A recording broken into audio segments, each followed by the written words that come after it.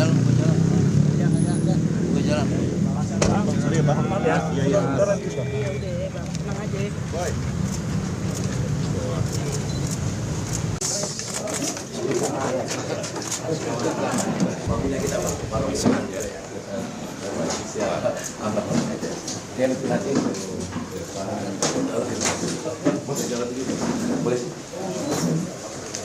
Berikhtiar menjemput takdir.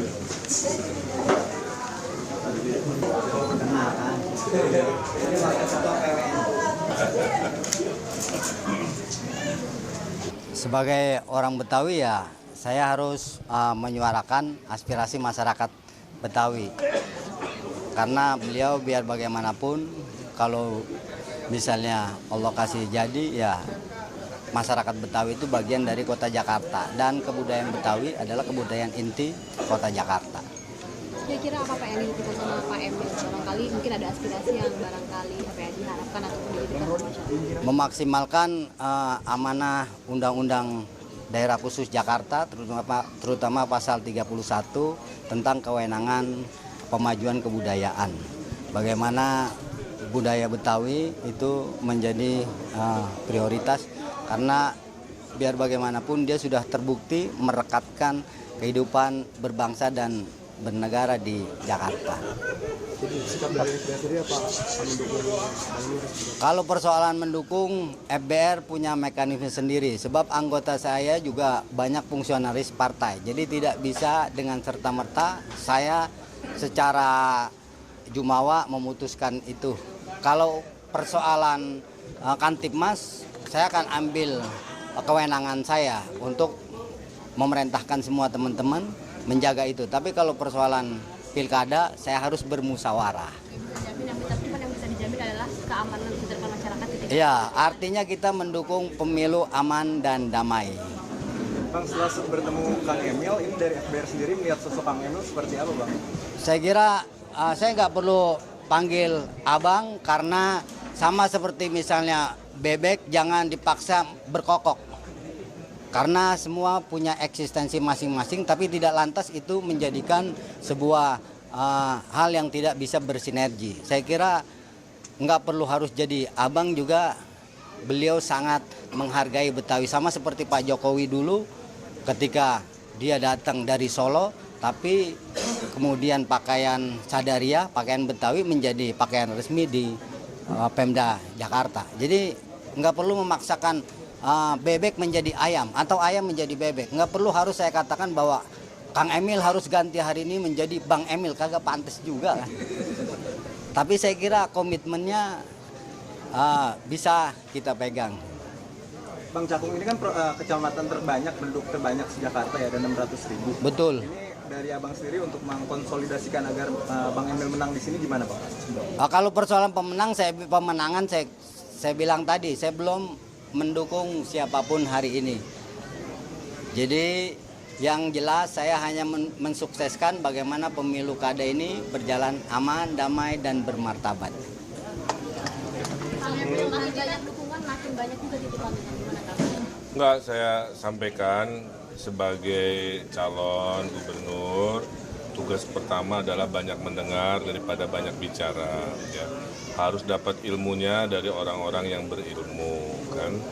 Beliau ulama, tegaknya negara kan karena mendengar selalu ilmu ulama, kan, agar pemimpin jadi adil.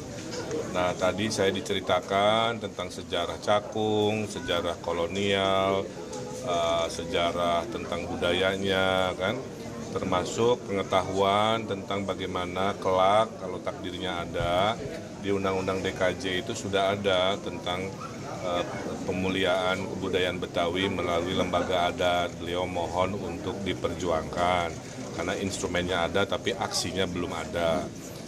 Yang lain-lain lebih membahas tentang bagaimana Jakarta ini milik semua pihak, ya.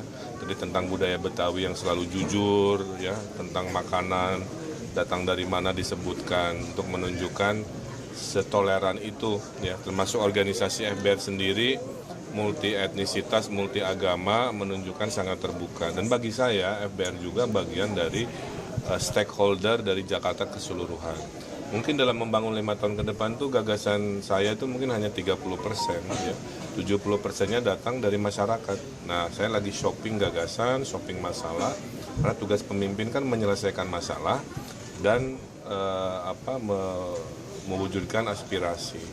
Bahwa nanti bermuara pada dukungan atau tidak, dalam demokrasi itu tidak boleh ada yang sifatnya paksaan, ya. Semua datang mengalir aja. Kalau suka, alhamdulillah. Kalau belum, nggak ada masalah juga.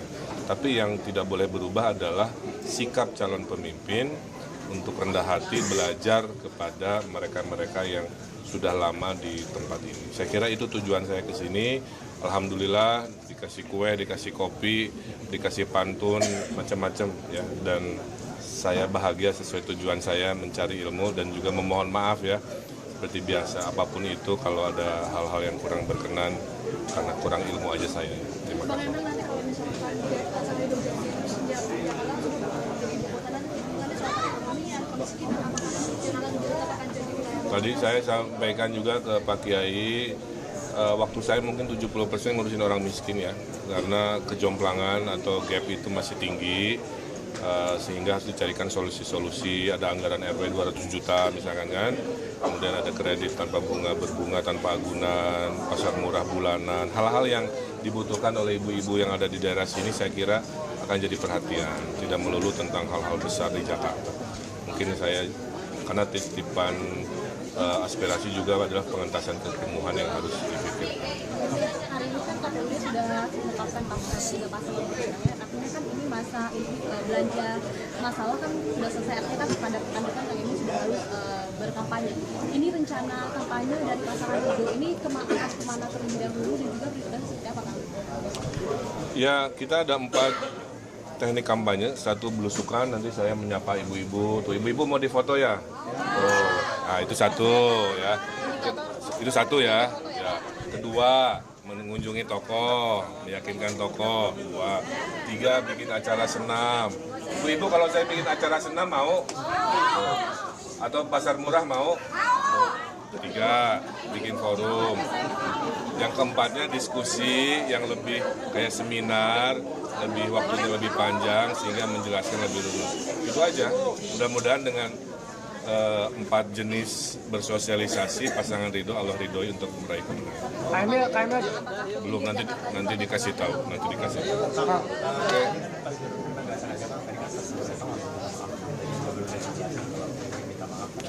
Karena begini, banyak orang mengkonsumsi tentang saya dari media yang sebenarnya cuma sepotong-sepotong, ya, dan cenderung salah paham. Maka saya minta maaf. Kemudian saya terangkan tadi, menerangkan asal-usul, menerangkan program, kan akhirnya dia lebih paham. Dan itu mah adab aja, ya. Kan kata ibu tuh ya, ngajarin anak-anak tuh selalu 3. Minta maaf, minta tolong, terima kasih, kan itu. Makanya hari ini juga saya minta maaf, saya minta tolong ilmunya, dan terima kasih dikasih kopi dan ilmu gitu. Saya kira itu ya. Terakhir. Pak Kiai bilang untuk tidak memaksakan memanggil abang kan. Setuju. Gini, saya tidak menghalangi kalau orang lain panggil abang, kan nggak bisa maksa. Tapi saya sendiri dari dulu, dari kecil ya dipanggilnya akang, jadi nggak ada masalah. Kan Pak Jokowi juga dulu Mas Jokowi gitu kan, Mas Pram juga panggilnya Mas Pram. Saya dengar gitu kan. Pak Ahok apa dulu? Pak Ahok ya? Apa Bang Ahok? Bang Ahok aja. Jadi kira-kira gitulah ya. Terima kasih. Izin Pak, satu lagi tadi di sepanjang jalan ada baliho yang kemudian ada vandalisme, baliho Bapak, pasangan Ridho, kemudian ada vandalisme Pak di jalan-jalan. Gimana? Ya gini, selama ketertiban itu adalah kewajiban ya. Kalau sudah namanya vandalisme, jawabannya sama. Jangan ada pelanggaran aturan, itu aja. Bahwa ekspresi orang beda-beda silakan. Namanya demokrasi, tidak ada pemimpin yang disukai 100%, tidak ada pemimpin juga yang dibenci 100%. Itulah sunatullah. Terima kasih Hatur Nuhun.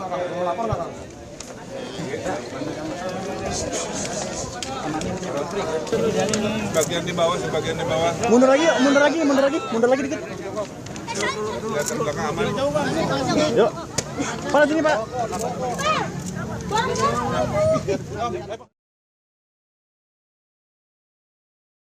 Menjunjung tinggi prinsip jurnalisme dalam setiap tayangan terbaiknya. menghadirkan berita bernilai sebagai referensi. Gelar bicara yang tajam, Tidak, ini kan kebohongan dok. mengupas fakta demi fakta dan mendorong pencarian solusi, serta investigasi yang mengungkap kebenaran. Rosi, Satu Meja, The Forum, Sapa Indonesia Malam. Nilu, ikuti semuanya bersama Kompas TV.